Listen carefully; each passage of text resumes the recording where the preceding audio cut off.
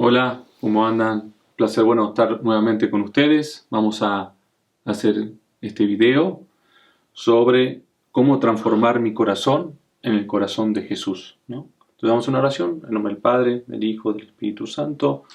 Amén. Dios te salve María, llena de gracia, el Señor es contigo. Bendita eres entre todas las mujeres y bendito es el fruto de tu vientre Jesús. Santa María, Madre de Dios, ruega por nosotros los pecadores, ahora y en la hora de nuestra muerte. Amén. Como el Padre, el Hijo, el Espíritu Santo. Amén. Entonces, bueno, la idea es hacer este video. Yo creo que van a surgir otros dos o tres, creo que dos, dos más. Y si la idea es que a ustedes les sirva como para iluminar este camino de transformar mi corazón. Yo creo que eso es lo más importante. Y muchas veces decimos, bueno, a ver, ¿cómo transformar mi corazón? ¿Cómo puedo llegar a tener ese corazón de carne de Jesús? Que aún es lo que más nos dificulta. Y lo queremos hacer muchas veces rápido. No sabemos cuál es el método, no sabemos cuál es el proceso, no sabemos cuál es el camino. Entonces, bueno, la idea es que es un proceso, ¿sí? Y vamos a basar esto, cómo transformar mi corazón, el corazón de Jesús, en lo que los espirituales dicen las tres edades de la vida interior, ¿no? Vamos a ver qué son la vida del principiante, iluminativo y unitivo. Entonces vamos a estar en esa, un poquito en la principiante y tocar un poco lo iluminativo, pero más que nada lo principiante, ¿no? Bien. Entonces algunas cositas, ¿no? Es decir, Jesús, causa ejemplar de nuestras vidas, ¿sí? Jesús es un modelo perfecto. Entonces, ¿cuál es mi modelo? Siempre para empezar, porque muchas veces podemos perder la mirada, ¿no? ¿Cuál es nuestra mirada? Así como San Pedro, ¿no? Cuando se bajó de la barca, ¿no? Mirando a Jesús, no se hundía. Cuando lo dejó de mirar, se empezó a hundir. Entonces nuestra mirada es Jesús. Él es Él, nuestro modelo. A Él el que hay que mirar, ¿sí? A Él. Es decir, siempre mirarlo a Él. No a un sacerdote, no a un libro, no a un... No sé, que ahí están muy en boga, ¿no? Es decir, los autorrealización, ¿no? Como todo eso que como que yo tengo que hacer para mejorar, ¿no? Una autorrealización. Y se cae en el egoísmo, ¿no? En el amor propio. Acá se trata de mirar a Jesús. ¿Por qué? Porque Él practicó todas las virtudes hasta el grado heroico. Religión para con Dios. Amor al del prójimo, abnegación de sí mismo, horror del pecado. Entonces por eso hay que ir a Él. Él es la fuente. Él es, ¿sí? Con su corazón. Entonces esto lo vemos, como lo he dicho en otro video, que la Biblia, el Nuevo Testamento, y bueno, todo también el Antiguo, es una historia de amor. La historia de amor hacia Dios, de Dios hacia el hombre. Entonces por eso nosotros tenemos que ir descubriendo los evangelios como esa clave de cómo Jesús se entrega, mirarlo a Él, lo que hace, su mirada, sus palabras, lo que nos enseña. Es un modelo al que todos pueden imitar, porque se desposó con nuestras miserias y flaquezas, padeció las mismas tentaciones, fue semejante en todo a nosotros menos en el pecado. ¿Sí? Entonces lo vemos, ¿no? Cuando Jesús es llevado por el Espíritu Santo al desierto y es tentado. Cómo venció las tentaciones. Su vida de padecer es para nosotros ejemplo de la más heroica paciencia en medio de tormentos físicos y morales, que padeció no solamente sin exhalar queja alguna, sino rogando además por su mismo verdugos. Y nos sentimos arrastrados a imitarle, no solamente por la fuerza persuasiva de sus ejemplos, sino también por la eficacia de las gracias que nos ha merecido al practicar las virtudes y que nos concede entonces. Entonces, si ustedes ven, es como también, por ejemplo, desde la encarnación de nuestro Señor Jesucristo, toda su vida pública, hasta su muerte en la cruz y su resurrección. Todo eso de Jesucristo es para nosotros un modelo. ¿Sí? Y si ahí vemos el corazón de carne de Jesús a través de la Biblia, ¿no? Que la vimos mucho en otros videos. Entonces, Él es mi modelo, no es otro, no hay otro, ¿sí? Si quiero la paz, si quiero la felicidad, ¿no? Que tanto uno anhela, es Él. Si busco la paz en mi salud, en el bienestar económico, en las criaturas, voy a estar mal, ¿sí? Mi corazón va a estar inquieto y no voy a encontrar la felicidad, no voy a encontrar la paz, ¿sí?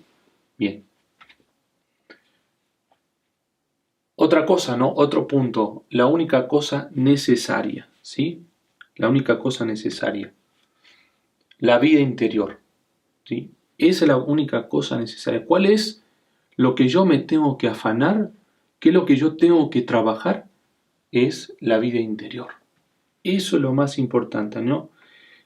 Si yo no tengo vida interior, es decir, no voy a conocer a Jesucristo, no puedo tener esa transformación de mi corazón. Es la vida interior, es la vida espiritual. Es decir, muchas veces uno quiere decir, a ver, como escuchar a alguien o algo que me diga cuál es el camino más corto para ser feliz.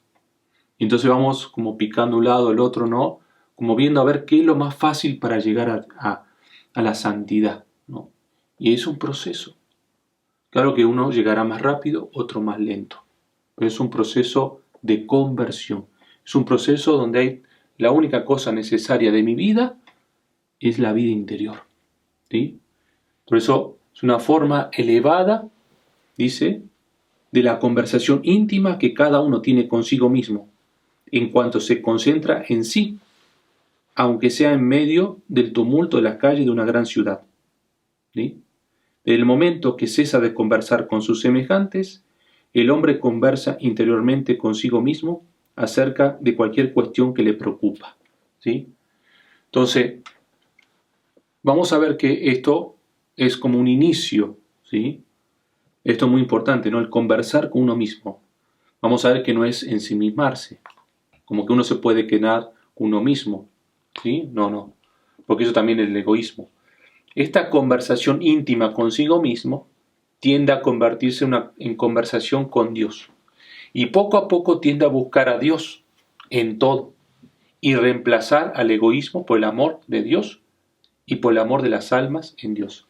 Esto es lo fundamental, ¿sí?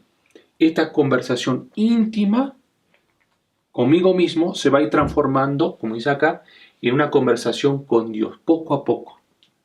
Eso es lo que yo tengo que ir buscando. Y tiende a buscar a Dios en todo.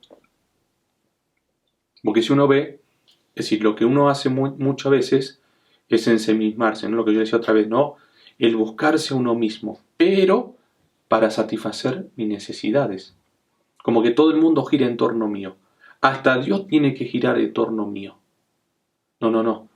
Es decir, tengo que salir de poco a poco de eso para buscar a Dios y reemplazar mi egoísmo por el amor a Dios y el amor al prójimo. ¿Sí? Esa es la vida espiritual, la vida interior, ¿sí? Eso es lo más importante, ¿no? Por eso, en cuanto el hombre busca con seriedad la verdad y el bien, esta conversación íntima consigo mismo tiende a convertirse en conversación con Dios, ¿sí? Lo que decíamos, ¿no? Entonces, eso es muy importante, ¿no? Y esto demuestra que la vida interior o la vida del alma con Dios ha de ser llamada con toda razón la única cosa necesaria. Otra vez, si yo no tengo vida interior, no voy a tener paz, no voy a tener felicidad, no voy a saber lo que es el amor y es lo que nos está pasando hoy en día. No hay vida interior, no hay oración, ¿no? Es decir, entonces, bueno, ahí vienen muchas cosas, ¿no? Ya que por ella tendemos hacia nuestro último fin, ¿sí? Acuérdense lo que yo le decía, ¿no? En otro video, pues lo decía San Ignacio, ¿cuál es mi fin? ¿Sí? ¿Cuál es mi propósito? ¿Para qué estoy en el mundo? ¿Sí? Entonces, mi fin, mi último fin es Jesús, es Dios, estar con Él. Y si no logro ese fin, mi vida, aunque yo me quiera olvidar de Dios, aunque yo lo quiero sacar de mi vida, va a ser dolor, ¿sí? Claro que yo lo puedo ir como tapando, ¿no? Con una casa, con dinero, con coche, con viajes, con comidas, lo puedo ir tapando, pero en algún momento me va a llegar, ¿sí? Un vacío en mi vida, ¿sí? Y ahí vienen los problemas. Bien. Entonces, por eso mi fin, ¿sí? Todo esto son como preámbulos, ¿no? A lo que nos vamos a meter después de lleno, que es sobre el conocimiento de uno mismo, ¿no? la vida eterna prometida por el Salvador a los hombres de buena voluntad. Entonces, esto también se olvida. ¿Cuál es mi fin, mi último fin? Es la vida eterna. Escuchando también un sacerdote, ¿no? Como que hoy lo más importante es tener salud. ¿Sí? Eso es lo que yo trato de tener, salud, lo que más me interesa. Por eso vemos la desesperación, ¿sí? Porque no tengo salud. Y ahí, con el tema de la pandemia, ¿sí? Vemos cómo, yo digo, un termómetro para ver cómo estamos. Nos interesa la salud. Y en segundo término, lo económico. Esas son las dos cosas más fuertes, y la seguridad. Ahora, en mi fin último, lo estamos perdiendo de vista, que es la vida eterna. Y si nos estamos afando tanto lo temporal, ¿sí? Y dentro de la iglesia esto también lo estamos viviendo, que no estamos brindando la vida eterna. Si se pierde esto, claro que me aferro a lo temporal. Y otra vez vienen los problemas, ¿no? Entonces, por eso en muchos pasajes del cuarto evangelio afirma, aquel que cree en mí posee la vida eterna. Ahí ustedes ven, ¿no? Juan 5, ahí tienen las citas, ¿sí? Entonces dice, posee en presente, no es que poseerá, no. Aquel que cree, y bueno, creer para San Juan es algo muy fuerte, ¿sí? No es como yo digo, yo puedo decir ahora, soy católico, pero capaz que no voy a misa los domingos. Bueno, eso no es ser católico, ¿no? Es decir, entonces el creer es creer en Él, creer en Dios, ¿sí? Ir a misa los domingos, ¿sí? Confesarme, y eso es creer en Él, una conversión, ¿sí? Entonces, es decir, hay que tener mucho cuidado, ¿no?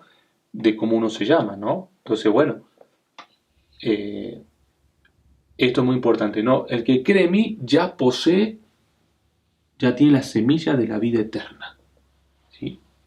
Y entonces, porque para San Juan no es cuando yo me muera, no, ya desde ahora es creer en Él, creer en su palabra y confiar en Él. Aquel que cree en mí, que yo soy el Hijo de Dios, con fe viva, ¿sí? Con fe viva, es decir, una fe no que me arrastra, que me lleva, que me ayuda a rechazar el pecado, a querer buscar a Dios, a querer amar al prójimo. Eso es una fe viva, ¿no? Unido a la caridad y a la práctica de los mandamientos, ese tal tiene en sí la vida eterna iniciada. Por eso no, si la vida eterna ya empieza desde acá, no cuando yo me muera. Muchas veces uno piensa eso, ¿no? No. Ya desde ahora empieza la vida eterna, como acá nos dice San Juan, ¿no? Por eso la misma enseñanza nos da en los 8 bienaventuranzas desde el comienzo de su predicación, ¿sí? Entonces, ustedes ponen ahí acá Mateo a todas las bienaventuranzas, las 8 bienaventuranzas, que es como dar una plenitud a los mandamientos. Es decir, bienaventurados no los que lloran, porque, es decir, lo que lloran ahora no es que uno tiene que estar triste en esta vida, sino que, es decir, el dolor que te causa el pecado, el dolor que te causa mis miserias, ¿no? El dolor que te causa, es decir, los pecados de mis hermanos, ¿sí? Eso me causa, ¿no? Que me lleva a querer amarlo más a Dios y al prójimo, a buscar la salvación de los hermanos, ¿sí? Es decir, reirán en la vida eterna, ¿no? O bienaventurados los que son perseguidos, bienaventurados los que buscan la paz, los misericordiosos. Ustedes ven, ¿no? Contrario a lo que es el mundo, ¿sí?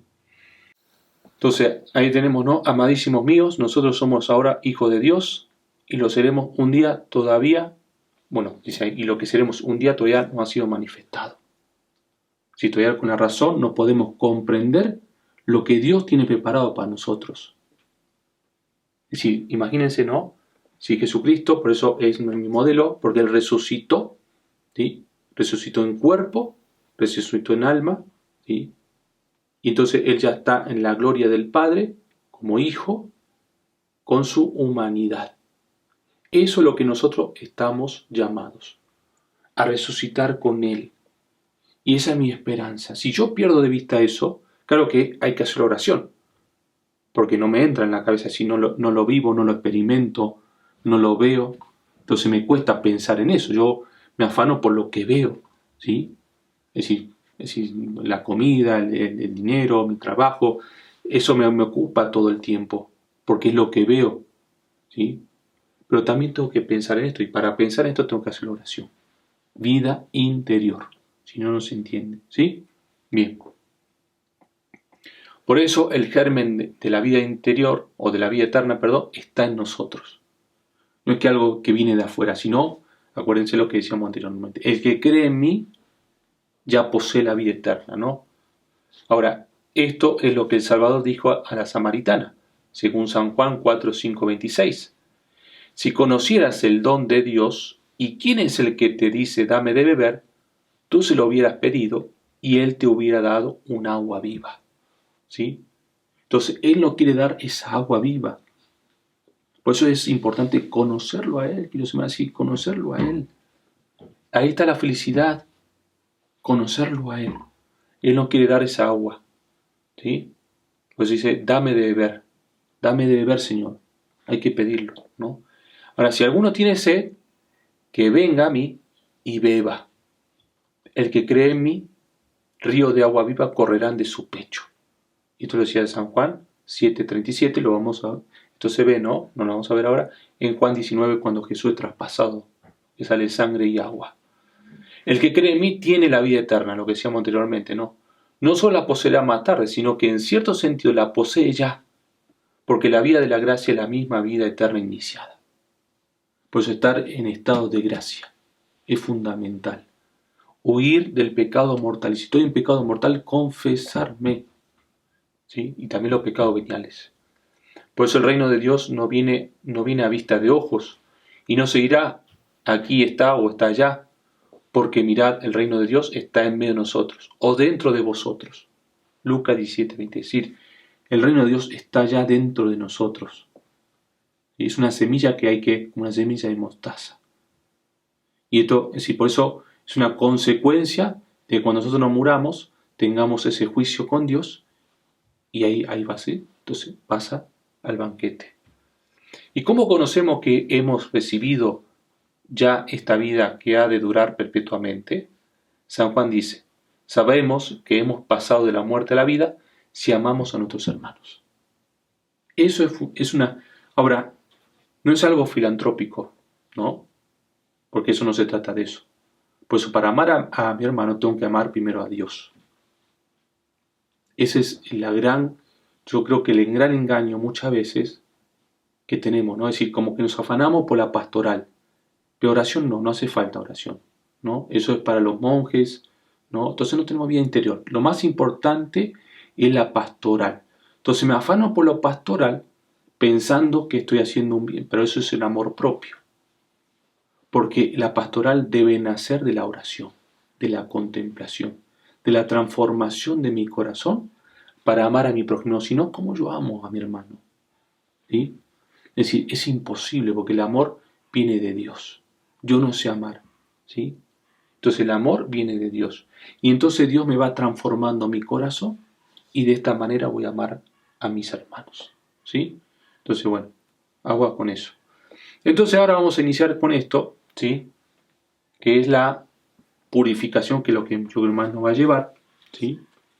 Que es la purificación de mis pecados y mis ídolos, ¿sí? Yo creo que eso es lo que muchas veces nos puede costar, ¿sí? Bien.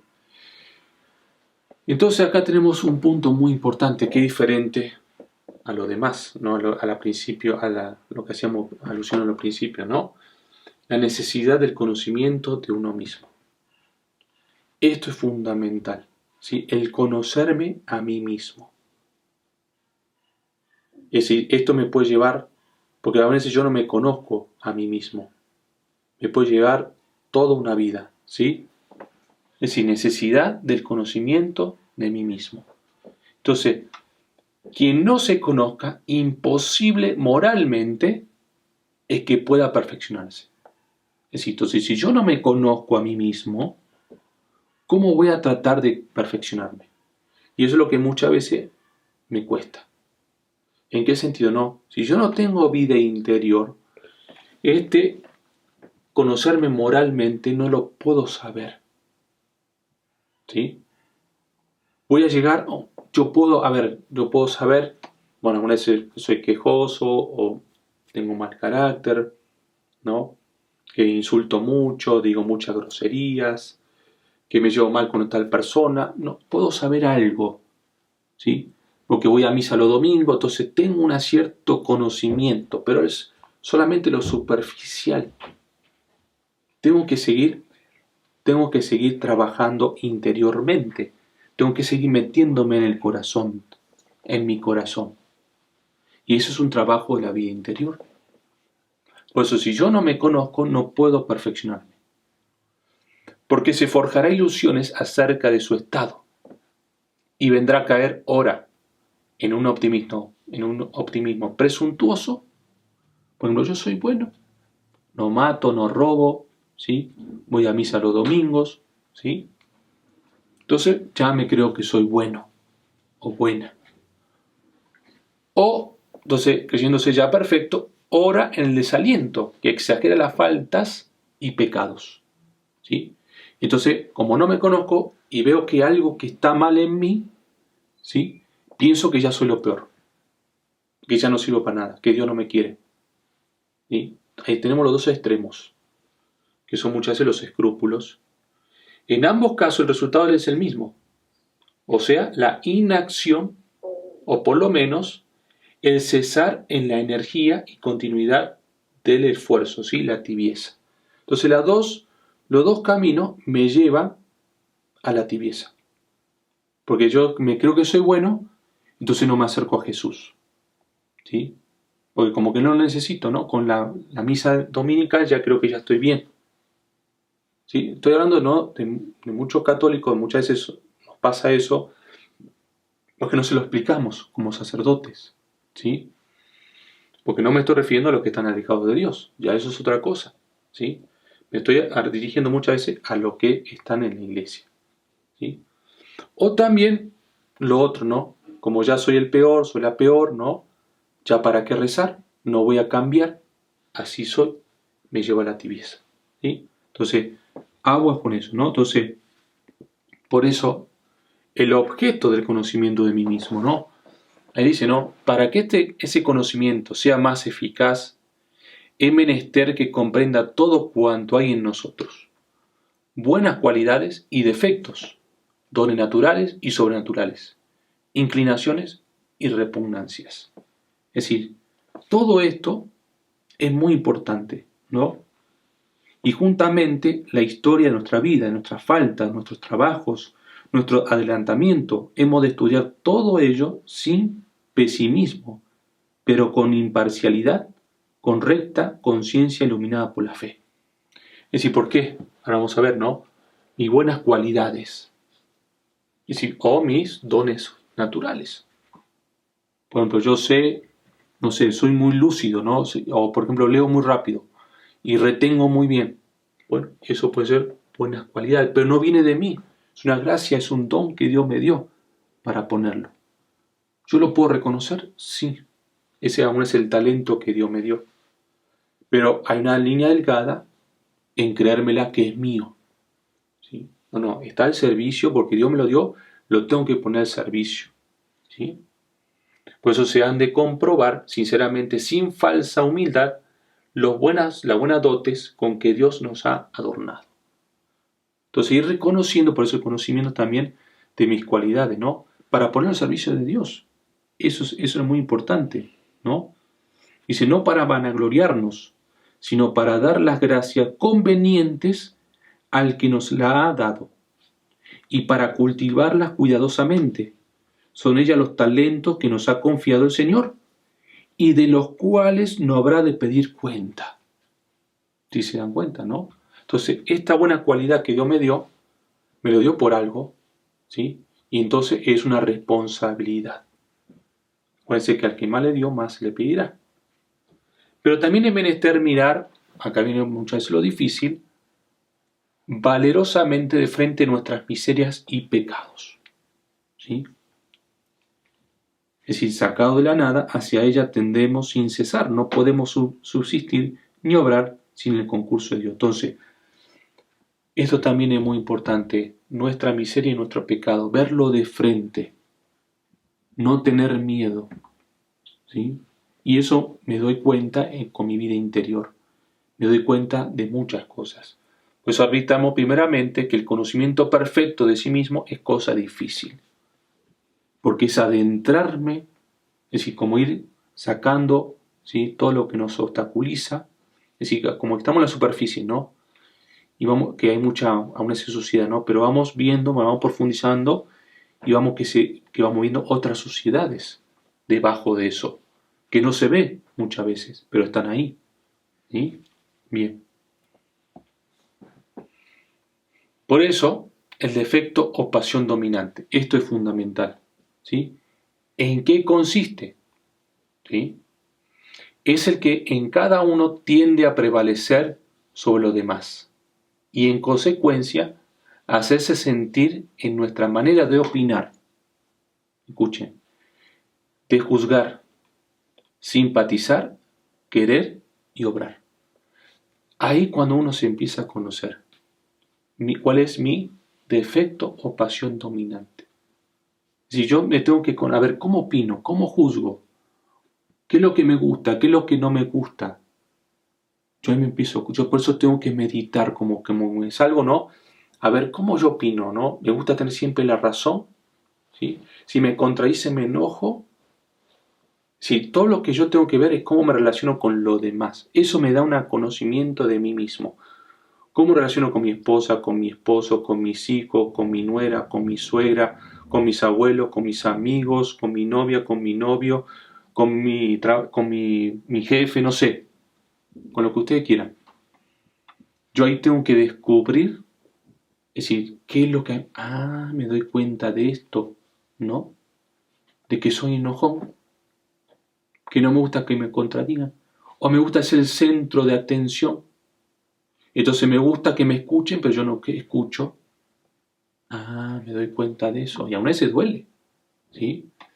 Me doy cuenta, no, con esta persona no es tanto la otra persona, sino que yo algo me cae mal porque tengo celo, tengo envidia. Ah, me doy cuenta de eso, ¿no? Entonces, claro que eso duele, porque me voy descubriendo que no es tanto la otra persona, sino que soy yo, que tengo que transformar mi corazón, ¿sí? Por eso es un defecto que en cada uno de nosotros guarda íntima relación con nuestro modo de ser individual. Eso me configura, o por ejemplo los falsos respetos humanos, me hacen vivir de una manera, ¿sí? Aún así me comporto de una manera que yo no quisiera, pero por el qué dirá, me comporto de esa manera. Y hoy que estamos en un totalitarismo muy fuerte, ¿no?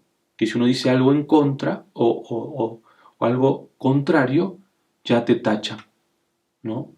Entonces uno tiene miedo. Entonces, y eso me va como configurando, como dice, mi carácter o mi forma de ser o de comportarme, ¿sí? Entonces ahí yo tengo que ver cuál es mi pasión dominante. Como dice, puede ser mi pasión dominante, ¿no? Puede ser la ira, puede ser la gula, puede ser la soberbia, puede ser el egoísmo, puede ser el amor propio, puede ser los bienes materiales, mis apegos, mi miedo, tengo que ver. Mientras no haya conseguido esa progresiva transformación del temperamento, el defecto dominante en cada uno se hará sentir constantemente, ¿no? Es decir, ¿por qué no cambio? ¿Por qué soy así y llevo años y no cambio? Ah, bueno, porque no tengo vida interior. Porque no tengo conocimiento de mí mismo. Cuando yo lo descubro, hasta lo puedo escribir, me doy cuenta, ahí viene la oración. Me doy cuenta de mi miseria, de mi debilidad, que sin Dios no soy nada. Y ahí empieza la oración. Mientras tanto, pienso que estoy bien y entonces no busco a Dios. Y pienso que la oración no es importante en mi vida, que hay cosas más importantes. ¿Sí? Se trata de un enemigo doméstico que reside en nuestro interior, en nuestro corazón, y que es capaz, si echa fuerzas y echa raíces, de acabar por arruinar totalmente la obra de la gracia o la vida interior. Por eso vamos a ver que, Por eso el tema de la humildad. Para hacer una buena construcción necesito la humildad. Si no trabajo la humildad, eso puede echar raíces y en el momento lo puede destruir. Parece que yo voy muy bien, ¿no? Pero en un detonante algo me puede tirar todo abajo. Porque eso está muy arraigado en un enemigo doméstico. Por eso, yo puedo tener una vida de oración también, pero un amor propio. Si no lucho contra eso, con el que dirán o que me alaben o la vanagloria, si no lucho con eso, puedo pensar que voy construyendo, pero en algún momento eso se viene abajo. ¿Sí? Entonces, esto es fundamental. Hay que trabajar mucho contra ese enemigo doméstico. ¿Sí? Y, es decir, después vamos a ir terminando con esto, ¿no? ¿Cómo conoceremos nuestro defecto dominante? Bueno, es cosa bastante fácil en los principiantes. Es decir, ¿en qué sentido? No, en que cuando yo, por ejemplo, estoy en un proceso de conversión, ¿no? Y peco mortalmente, por ejemplo, me gusta la pornografía, ¿no? O no sé, o la gula, o el alcohol, ¿sí? O las relaciones sexuales ocasionales, ¿no? O, no sé, pecados muy groseros, ¿no? Entonces, eso es fácil darme cuenta.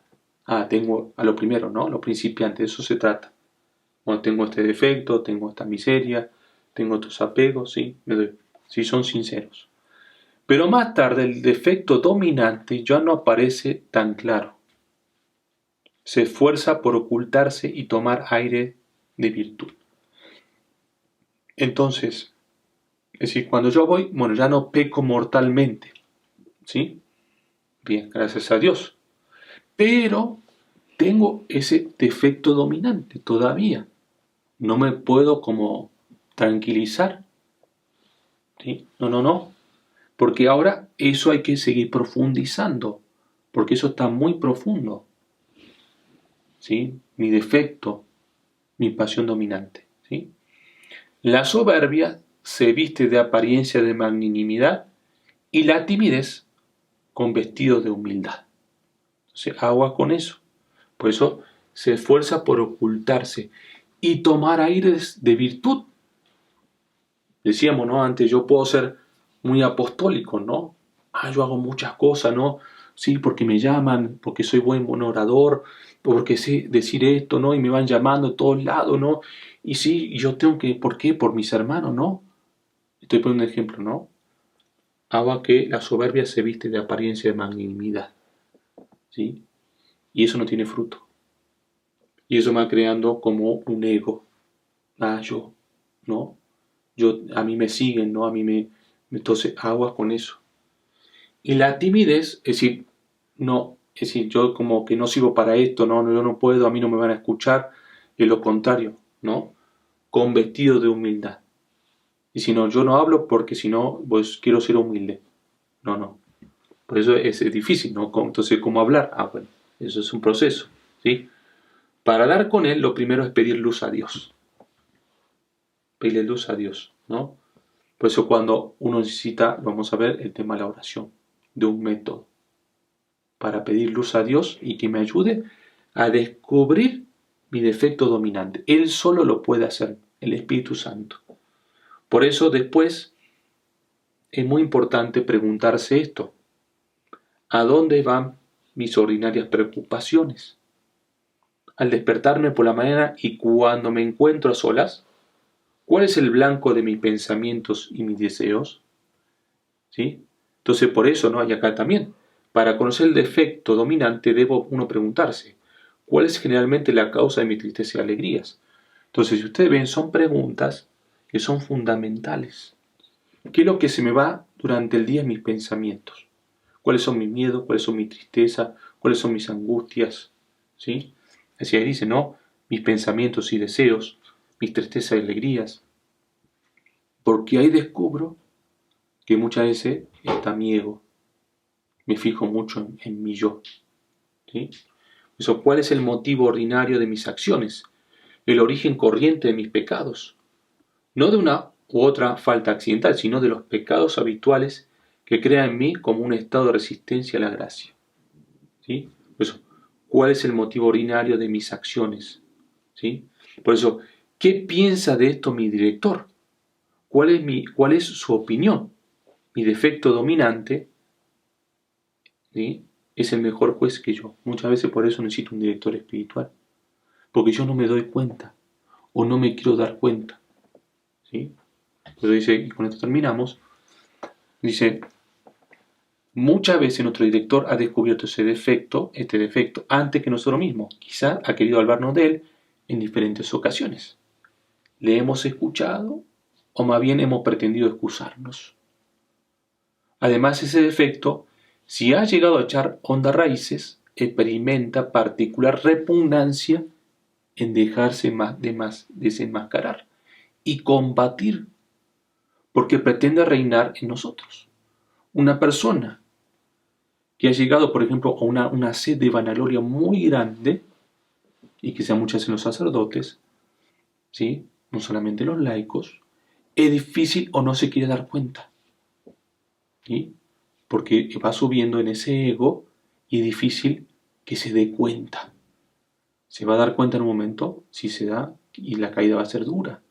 Por eso hay que estar, nosotros como sacerdotes, también los laicos, hay que estar muy atento a eso, porque tiene repugnancia en dejarse desenmascarar, porque es tanto la soberbia, ¿sí?, que el darse cuenta y decir es como una afrenta para él mismo, y no lo quiere ver. Por eso la humildad, lo tira abajo. Si no tengo humildad, si no trabajo la humildad, va a ser muy difícil, ¿sí? Entonces, aguas. Podemos igualmente venir en conocimiento de la pasión dominante por las tentaciones, que con mayor frecuencia suscita en nuestra alma el enemigo, porque sobre todo nos ataca por el punto débil de cada cual. Entonces, él sabe cuál es nuestro punto débil y ahí va a meter el dedo, el demonio, ¿sí? Entonces, eso nos da también una pauta de que ahí estamos débil y hay que fortalecer eso, ¿sí? Entonces, bueno, vamos a dejar hasta acá. Yo veo que tienen muchas cosas para meditar, ¿sí? Entonces, que lo puedan tomar, es decir, para tomar apunte, llévenlo a la oración. De nada sirve, qué bonito, ¿no?, si no se lleva a la oración. Esto no sirve de nada si no se lleva a la oración. En nombre del Padre, del Hijo, del Espíritu Santo. Amén. Nos vemos para la próxima. Que Dios lo bendiga.